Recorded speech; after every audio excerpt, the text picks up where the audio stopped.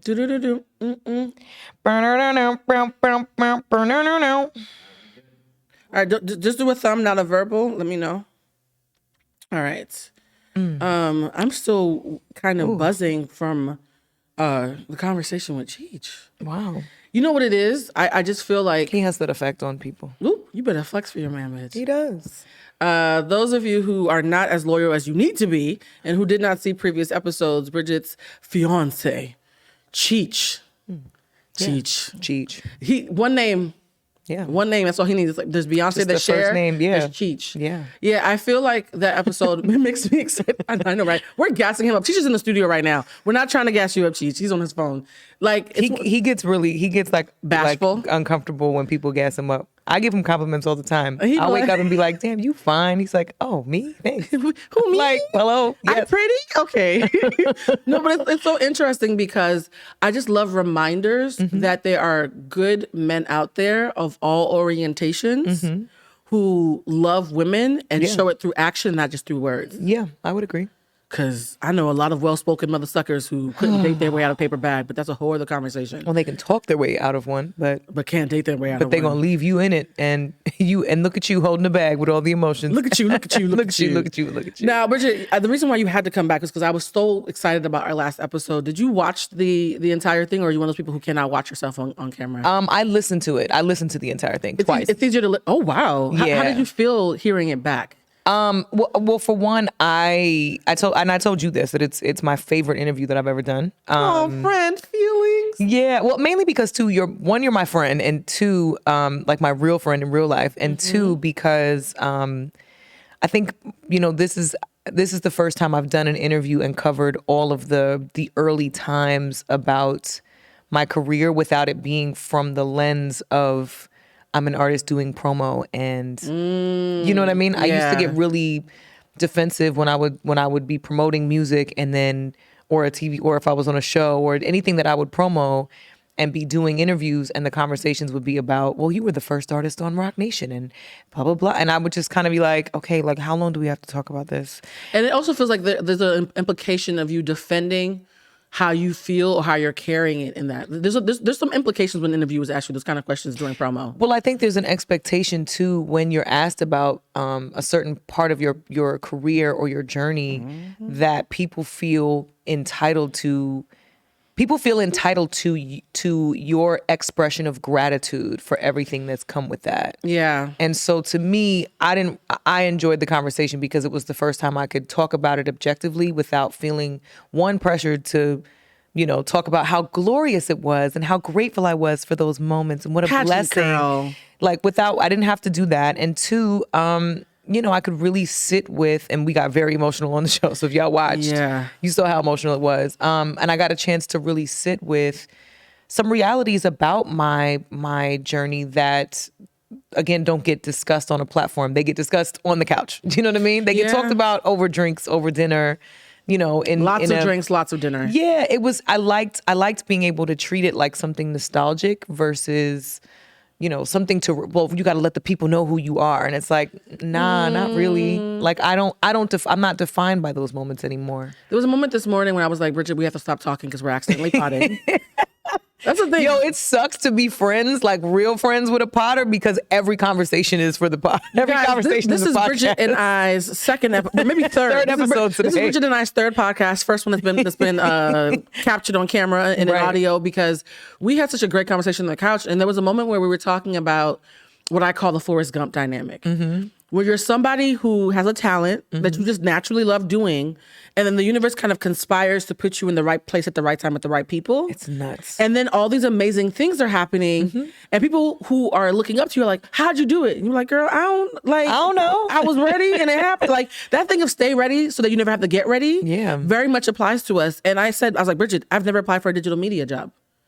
Ever? Never. So I've had people hit me up like, how did you get in digital media? I was like, somebody saw me talking shit on Facebook and said, hey, that post went viral. People get paid for that. Yeah. Shout out to David Wilson, the founder of The Griot. Yes. And was like, yo, your Facebook post is doing more numbers than our site. Can you come work for us? And I was like, oh, that's the thing. Okay. Like I've never applied for a digital media job in my life. And so, Bridget, we're supposed to be allies here. We are. I'm just shocked that somebody else has had that same kind of and you know what that series of like the same kind of series of passageways that have just kind of opened, like boop, okay, well it's like we don't have the answers on how. It used to freak me out when somebody would be like, well, what advice would you give someone? And in my mind, I was just like, keep your karma and your conscience clean, because sis, the way that the ancestors be working on my behalf, because I don't know how, I don't do it. I don't be doing nothing at all. You know what though? Like a couple puffs later though, because I did smoke a J this morning to calm myself down. Yes. I had an epiphany about this conversation though. Mm-hmm. I think that we might be underestimating the power of like deep desire. Like when we talk about manifestation in an intentional way, people don't talk about unintentional manifestation. When you want something with every core and fiber in your being, and you walk through the world as if it is going to inevitably happen, and you kind of like Forrest Gump, like leave the house like, look, this is what I'm meant to do. Let's figure out how it happens. What studio do I need to go to? Yeah. What article do I need to write? Like, think about it, right? You were already steeped in music. Anybody who knows Bridget is steeped in music. You were steeped in music. I was writing op-eds not knowing they had a name, right? Like we were already doing the thing. So I think maybe the advice that we might have that we didn't think about is if you love something badly enough and show up every day, showing up how much you love it, people can't help but notice. It's true, but I also want to make the separation between showing up and working hard. Because I think we have been conditioned to think that if you just work hard enough, it'll happen. No, I can literally sit here and name a dozen people I know that have worked a million times harder than me at several different things, and they are not where they want to be either. And so I don't think working hard really is the answer. I think being honest about really what your heart wants is the only way, because if you're honest about it, you won't even know that you're showing up. It's an unconscious show up. It is. It's an unconscious show up. You won't even know. You'll just do it. Like it'll come naturally to you. What is that book? The Secret? The Secret says they say ask, believe, receive. What you're talking about is we're not talking about work, because the work is the asking, right?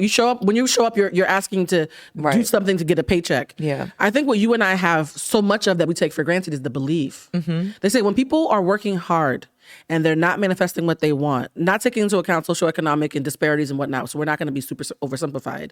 But a lot of times there's a crisis of faith. And I think when you deeply believe, I've seen it happen time and time again. People who deeply believe actually get further than people who work harder. Of course. Because they're like, no, it's inevitable. I'm a fucking get there. It's just a matter of like. Yeah, because think about the times when you've worked the hardest in your life. The hardest that you've worked, you're under duress. Yeah. You have it's not your best. Your best is not the hardest work. It's not.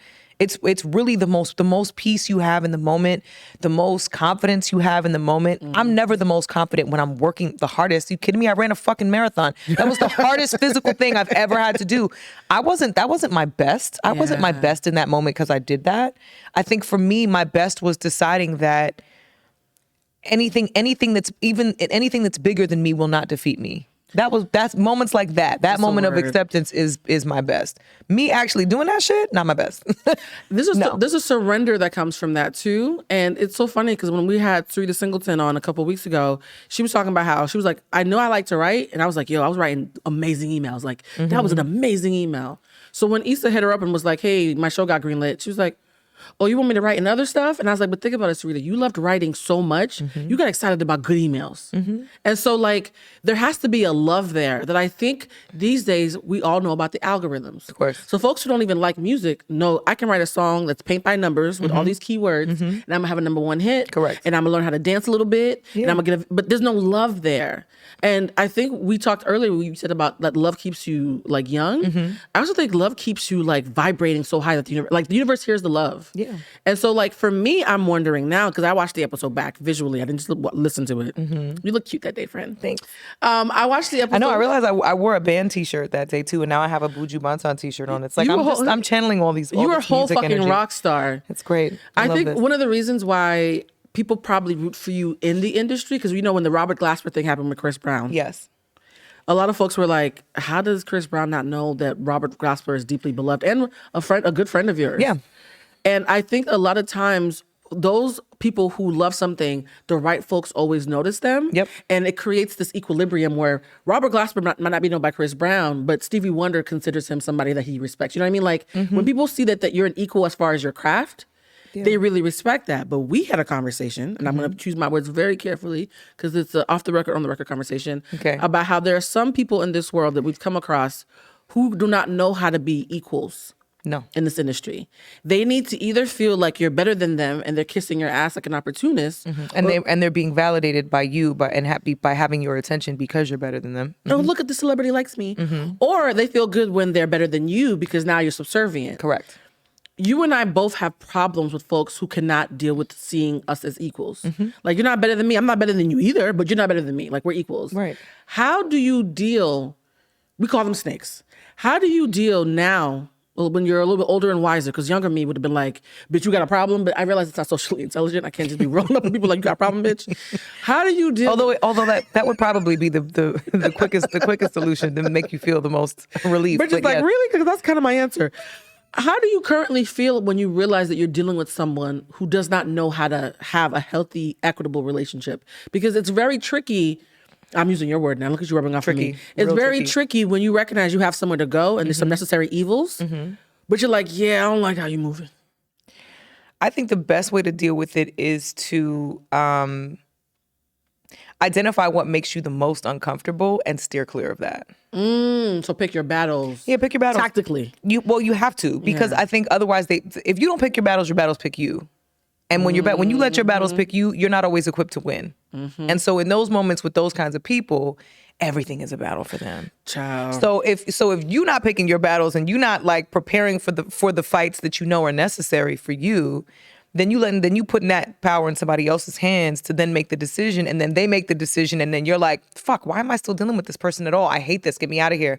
And then you're back at square one, and you don't feel like you really made any progress in your situation. And I think for me, what I'm learning also through the emotional intelligence course. Guys, that's a shout out for On Thy Shift. Bridget Kelly has joined the On Thy Shift family, and she and all the class people. This class is full of lots of air and fire signs. You guys know we love the zodiac on this podcast. Lots of big thinkers, overthinkers, know-it-alls, and fiery personalities. I fucking love it. Is that weird that as a facilitator, I love it when it's the alpha personalities that show up for class? No, I think it sets the tone for everything that you want, because we're consistent and we know who we are. So I love that. When you know you can count on that, it makes the situation comfortable, right? Yeah. Like part of something that Chicha mentioned in y'all's episode, which I really loved, was like, when we got to know each other, we got a chance to really know each other for who we were during a time where there was no bells and whistles. There's nothing flashy. I can't flex on you. You can't flex on me.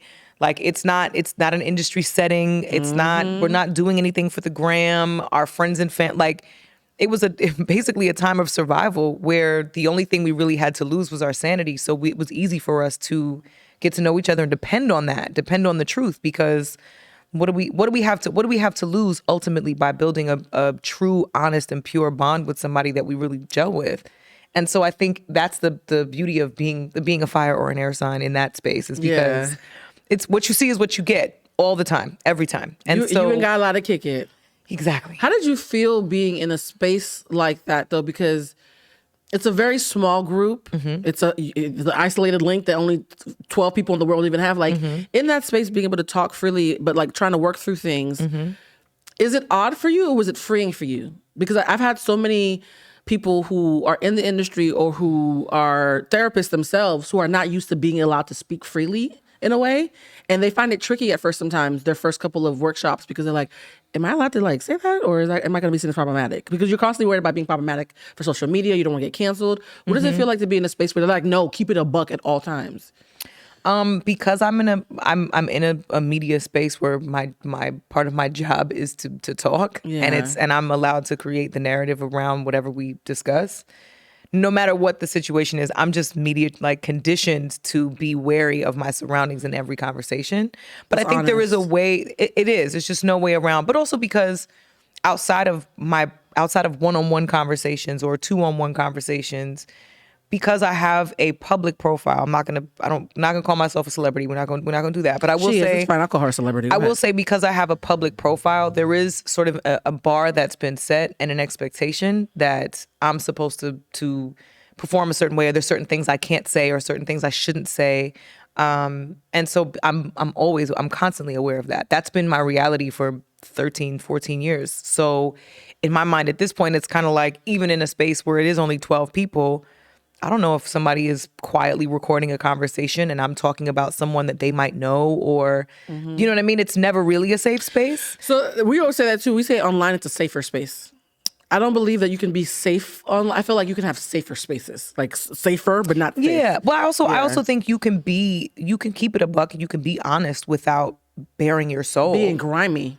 Well, just bearing your soul too. Like Yeah. everything is not for everyone, and you can decide what works for the conversation, what fits the conversation, and what maybe doesn't need to be said. You know what's funny though, because everything is so relative. Your version of media trained sharing is a lot of people soul bearing.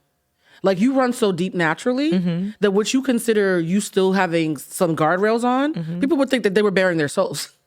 And so, look at your face, like the pool is a little bit shallow on the other end, friend. Damn. That's something I had to learn because y'all really only in the water up to your knees? I'm telling you, and the reason why I'm telling you is because somebody had to tell me, because we had a class where I was talking to someone and they were like, "Wow, I can't believe you got people to get so deep," and I was like, "It's class 1, like it's not gotten deep." But it's also and I was like, "Oh, deep is relative for people." But it's also, there's a common goal though in the class where we're all trying to get deeper. So whether we've already gone there or not is not really the focus. It's really like, nah, we're all entering from different places, but the goal is the same. The bottom line is the same. And you're rooting for each other. I think absolutely. What was interesting, and I was watching this because I let the people watch. There's somebody in the class who was See the Thing Is podcast fan. You guys know Bridget's podcast, clap for See the Thing Is. Yay. And this fan was in the first class that you were not in. Okay. And was like fanning out when they found out that you were going to be in the next class. Okay. The next class, the minute we started having real conversation and soul bearing, all the fandom, I literally saw it leave their body. Like they started just treating you like a regular person. I think they forgot you were Bridget Kelly. Oh, thank God. And just saw you I watched it happen. Okay, good. And it was so fascinating that when you are sincere and people are really trying to work through, be their better selves, even if you want to be a fan, it kind of floats. It's an interesting thing because a lot of people who were on reality shows like The Real World, where you couldn't leave the house, said when you're in a situation like that and it's so intimate, at a certain point, I know there's a million cameras in my face, but you just forget you're just a person again. And I didn't realize that sometimes that happens in those group settings where they're like, I'm rooting for Bridget and her so-and-so that she mentioned in class 3. And they're forgetting that, oh yeah, that's the girl from the podcast. Okay, that's weird. It's the same thing when I met Kid Fury. I listen to his podcast every week. Yeah. But when we're having happy hours with friends and stuff and singing happy birthday to him, I forget that's to do from the podcast. And so I will say, maybe to appease you a little bit, your humanity, even though you're well media trained, your humanity kind of outshines that at a certain point. Well, that's also because I strive to make people feel comfortable with me, and not in a way that's pandering, but in a way that is as an artist, I've always felt like that was the objective, right? To be gracious, but also make people feel seen. Even if I don't agree with you, even if I don't really rock with what you or don't understand what you're really trying to say, I still want you to feel seen. I still want whoever I'm interacting with or engaging with to feel like, all right, cool, this is a safe space. Like celebrity or not, public profile or not, I am still a human being. So if nothing else, even if you don't see me that way, if all that you see is me seeing you that way, that's important. It reflects back. Yeah. And it's so crazy because the class happened on Wednesday, and the next day you were back in LA. So we're gonna segue to my favorite part. Bridget, can we officially call you bi-coastal? What's good, friend? We manifest. It's coming this year. It's gonna happen for sure. It'll be an official bi-coastal life. This is the year that we can officially say Bridget motherfucking Kelly. That's how we call her on the show, guys. Bridget motherfucking Kelly is bi-coastal, and like you guys are based in New York right now. Yes. Would you be open to, despite having a fiance, doing a long distance relationship? For a temporary period, sure. Because I've had this thing where the minute I hit 40, I was like, I can't do long distance. I got needs. I just can't do it. What would be the parameters where you could do a long distance relationship? And this is you actually giving me some game, friend, because I don't think I have it in me, but maybe you could talk me out of it. I think the necessary elements of any relationship, for any relationship to survive, is for so many things to be intertwined that the balance of all of those things simultaneously contributes to the balance of the relationship. So having different touch points, that makes sense. Yeah. So you I always think feel connected even if you're not in person. Absolutely. makes So sense. whether it's with his friends or my friends or our mutual friends or family members, he talks to my mom all the time. I talk to his mom. Like there's always. Oh wow, the mamas are involved. Oh yeah, it took us a while to get here. It did take us a while to get here. Y'all really are married already. It feels like. But yeah, I think that's the part. And for me, right, when I was in a relationship when I was younger, a lot of it felt long distance because I was traveling all the time. True. So I was never really home. So I feel like part of why that didn't work was because we were not working towards the same things. I was trying to further my career, and he was just kind of waiting for me to come home. Oh, versus like a puppy. Well, sorry. No, and listen, and a lot of men internalize it that way, though. And I think that was probably how he felt. And so rather than it feel like, this is a partnership and we're working towards the same thing, I feel like that also can start to feel crippling if you're not on the same page with the person. I think the long distance that's the hard part, right? It's like if you're in a long distance relationship, right? Where are we going to arrive at after this long distance? Yeah, when we're gonna live together, friend. But here's the thing: do you think it's just? I think that's valid. But what if you're going the same place and you just have different love languages? Because a part of me is like, even if I met somebody who wanted the same things as me, my love language is words of affirmation and physical touch. Okay. Yeah. I have a little praise kink. We've been talking about this. Tell me I'm cute and you like my eye whites. Okay, I need to hear it. You think I'm cute? You think I'm cute? Me? Okay. Like, so I need affirmation verbally, but I also need physical, because I was affection deprived. Yeah. And this is the part of my childhood that I'm open about. Like, I had an affection deprived childhood.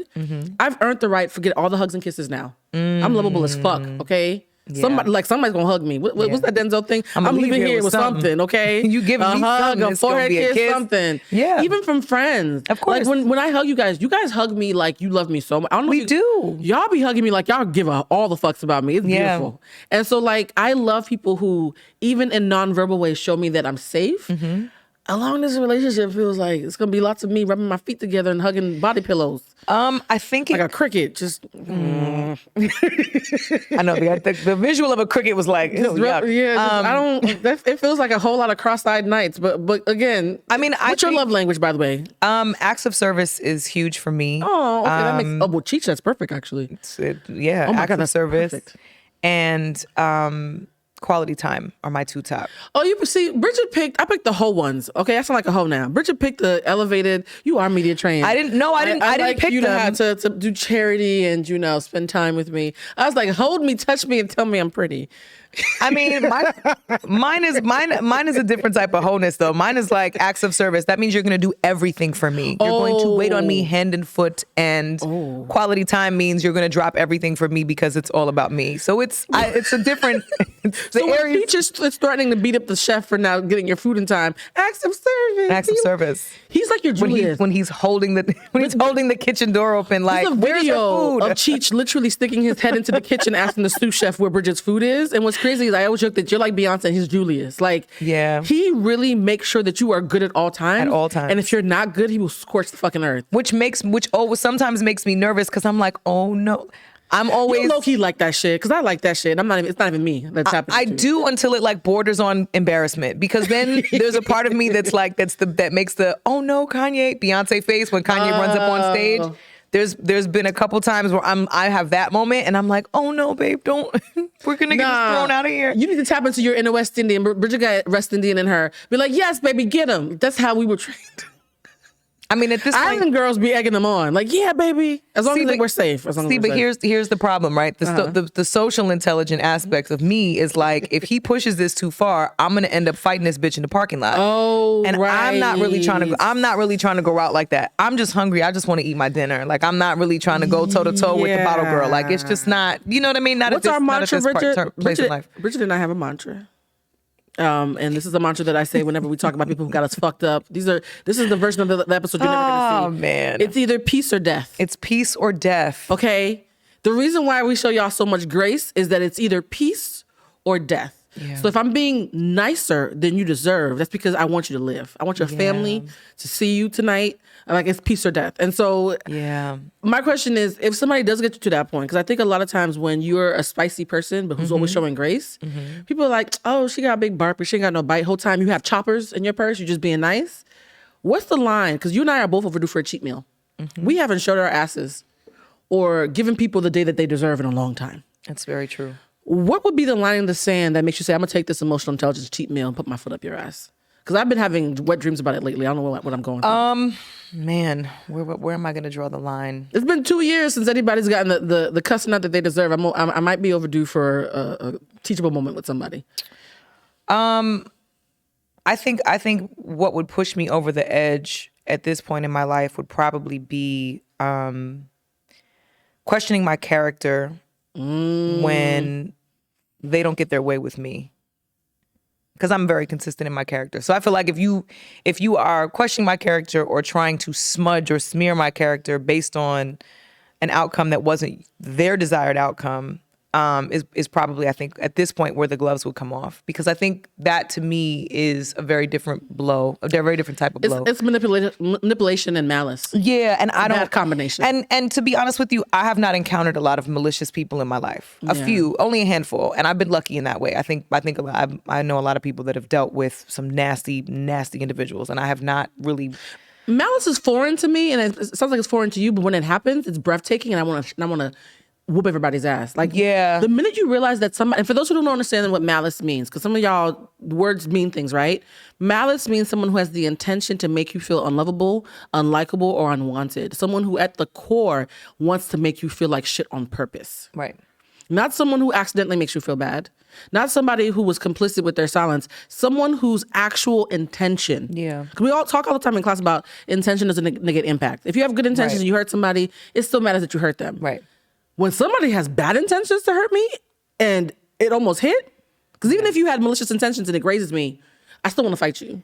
Yeah. That's a nasty feeling. And I think a part of me is wondering, is it that, are we showing too much grace? Is it too much grace on our parts? Because we know that it's either grace or death, or is it that sometimes folks just need to, like, we're part of their karma? Because I told you before, Bridget, I think there's some people that if we showed our asses on them, it'd be their karma at work and I wouldn't feel bad. I'd be like, God is using me right now. You need to learn this lesson and God is using me. But then I've had friends tell me like, no, Blue, you're just making excuses for showing too much grace.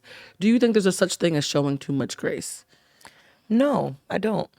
I don't think there's such thing as showing too much grace. Provocative. I don't. Because my display of grace speaks volumes about who I am. Speak on it. So I'm not, to me, it's like, you're not bringing me out of character if I put hands on you. That's just the other side of the grace. Oops, wait a minute. She said this is part of the dossier so on Bridget Kelly, to page me, 17. it's not one or the other. So there's no moment to me where it's like, oh no, I've been too gracious, or I've been too nice, or been too kind, or been too patient. No. If you have boundaries, there's no such thing. I actually agree with you. No. If you have boundaries, there's no such thing as having too much Well, grace. because I also think that when you are, it's always tricky to kind of discern what's grace and what's ego. Fucking man. First of all, grace, by the way, doesn't need to announce itself unless it's being pushed to. If you do things so you can weaponize that you did them later, that's not grace. Like, and anybody to me that constantly has to advertise, well, I'm not the villain. I'm a great person, and I don't trust that. It's like, if you you the salesperson on your own car lot, I don't know. I only announce the shit that I'm working through. Like, hey, y'all, I don't have a lot of tact, apparently. My bad, I'm working. Like, I only announce the shit that I think is a teachable moment. So I'm asking for grace. Like, hey, I'm a blunt mother sucker. I've been told that I'm blunt. So if I say something that hit you wrong, you're free to let me know. But I also feel like, not in a grandizing kind of way. But I think being gracious too, in any capacity, makes it easier for people to be less defensive around judgment, right? Mm-hmm. By being gracious, you're kind of eliminating any room for anyone to misjudge you and where you're coming from. Mm-hmm. So it's kind of like, oh, then, well, you didn't get me fucked up. You're just confused. You're just an idiot. And that's not my problem. And I don't have to, very simply, like, it just is not my fucking problem. You know what's so funny? The last time you were here, I had shown grace in a moment where I really wanted to black out, and you were there for that. And then now that you're here again, you're here for when it came full circle, and because I showed grace, the person came to their senses and apologized. And all I had to do was keep on being me. Yeah. Like I wasn't doing it for the win. I was like, I'm going to keep on showing up as me, and let's see where you land. Right. You know where grace is really, really necessary for survival? Wedding planning. You like that segue? I worked really hard on that one. Thank you, friend. So look at Bridget's face. Can we get the camera on Bridget Kelly's face right now? Bridget's like, how did we get to the wedding? Can we take our shots now? Yeah, let's take the shots. I think we usually take the shots at the beginning, but I think this is the time to take shots. No, this is the beginning of something. Yeah, so. let's take a shot to everybody who's supposed to be there being there. Salud. Oh. What? That's not just for the wedding. That's for life. Exactly. That's It's a life mantra. Oh my God. So get into it. You guys, I've debated if this should be part of the Patreon. We're about to get into it. It's Jamaican rum. It's from the hometown of your beloved. I have my own Jamaican rum. Aww. The fact that you guys are both in the studio together makes me so giddy. All right, so Wow. I have a controversial theory about weddings. Okay. I do not. I think it's bad juju to show up to a wedding if you don't believe in the couple. Okay. I've had several weddings that I have been invited to that I have turned down. Okay. Because I was like, I don't believe in y'all. I think this is a horrible idea. This is some fuck shit, and I don't want to lie to your face for 6 hours and eat your food for $100 a plate. Okay. All 3 of those couples ended. I'm just saying. Oh. And the few weddings I have said yes to, they're also together. Just saying. Okay. So my thing is, because I think energy is something that is really powerful when it's in a group dynamic. Being in a room full of people who are showing love and I'm not feels nasty to me. It's I don't like funny shit. So for me, it feels like nasty work that even if nobody else can tell, because I have a friendly face. Yeah. I would feel like shit. I also have this thing now where, because I understand that I would never show up to a wedding if I don't believe in the couple, I would never have anybody at my wedding who I did not think was going to be some kind of addition or enhancement or support for the relationship. So now as your friend watching you in the wedding planning stage, a part of me immediately goes to the energy. Like, who else going to be there? I'm going to show up for you because I believe in you, and she's clearly, right? Pom-poms ready. But like, I'm also like, I don't want no funny shit as your friend too, because I don't want to turn. Now I'll be Julius, okay? I'll be the one talking to like, yo, y'all talking funny to the bride. I don't like this. How do you gauge who not should, because we don't use shit in the class. Who would be a good high vibrational attendee at the wedding versus who wouldn't? Because I think sometimes we think automatically family has to come. Automatically your day ones from X, Y, and Z have to come. But weddings are such a sacred and vulnerable space. It's almost like you're introducing your family to a newborn child. Your new marriage is like a newborn. You wouldn't have everybody coughing over your newborn. That's true. How do you work through that? Because for me, I would be super vigilant, but I feel like maybe your heart is a little bit more expansive on this one. It'd be a short list for me, babe. Well, I mean, is this going behind the paywall? No, how honest can we be? You know what? You know what, guys? We're gonna put this behind the paywall. This is the part of the conversation. This is the part of the conversation that you would have to. Yeah, my spirit is telling me to put this behind the paywall. So for those of you who are listening on YouTube, there's gonna be a link. For those of you who are listening on Spotify or all streaming platforms, this is your cue. This is your cue right now to make sure that you join us on Patreon, because this is a paywall conversation. We didn't plan this, so this is not me doing the okie doke on you. This is us being organic in the moment. So our producer, we're gonna cut right here. And you guys, if you want to hear the rest of this conversation with Bridget motherfucking Kelly, please join us on patreon.com/BlueCentric. Bye. All right. Do you need how many minutes was that, love? We got 43 minutes in. Perfect. So we can do a good 25. Yep. On the perfect. Look amazing. at that. Bitch. Look at the timing. Look at us. Look at us. Look at us. We're ready. Bros. We're ready for this next part two of part two. Because I told myself, because yesterday in the outline, I had put I was like, no, it's going to naturally happen, and it did. Yes. Yeah.